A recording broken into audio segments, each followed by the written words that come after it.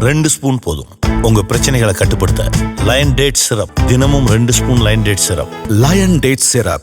Wherever you go, whatever you do, throw a little at it. Omax, Vest and Briefs. பெரம்பலூரில் Bharatiya Janata booth committee கூட்டம் நடந்தது. இதில் கட்சியின் மாநில, மாவட்ட நிர்வாகிகள் கலந்து கொண்டு SIR குறித்தும் சட்டசபை தேர்தல் குறித்தும் ஆலோசனை நடத்தினர். அதாவது தூண்டில் போடும்போது மண்புழுவை மாட்டுவாங்கல்ல, அந்த மாதிரி தான் இவங்க இலவசங்களை மாட்டி கொண்டிருக்கிறாங்க. உத்தரப்பிரதேசத்தில் நாங்கள் கொடுத்தோம் சார், 1000 ரூபா கொடுத்தோம். 1.5 கோடி பேருக்கு கொடுத்தோம்னா 1.5 கோடி பேருக்கும் ஒரே டைமில் கொடுத்தோம்.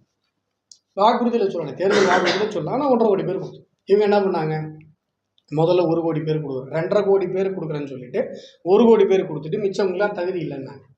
2024 எலெக்ஷன் வரும்போது இல்லைங்க ஒரு 20 லட்சம் பேருக்கு தகுதி வந்துருச்சுன்றாங்க. இப்போ 2026 வரும்பொழுது இன்னும் ஒரு 30 லட்சம் பேருக்கு தகுதி வருதுன்றாங்க. இதை விட மோசமான ஒரு அரசியலை பார்க்க முடியுமா?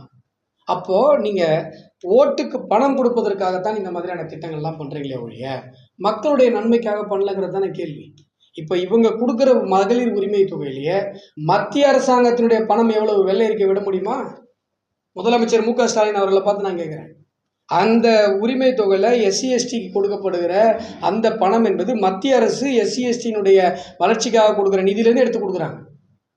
என்னமோ இவங்க மாநில அரசு நிதியை மட்டுமே கொடுக்குற மாதிரி பேசிட்டு இருக்காங்க. அந்த 1000 ரூபாயில் மத்திய அரசாங்கத்தினுடைய நிதி இருக்கிறது.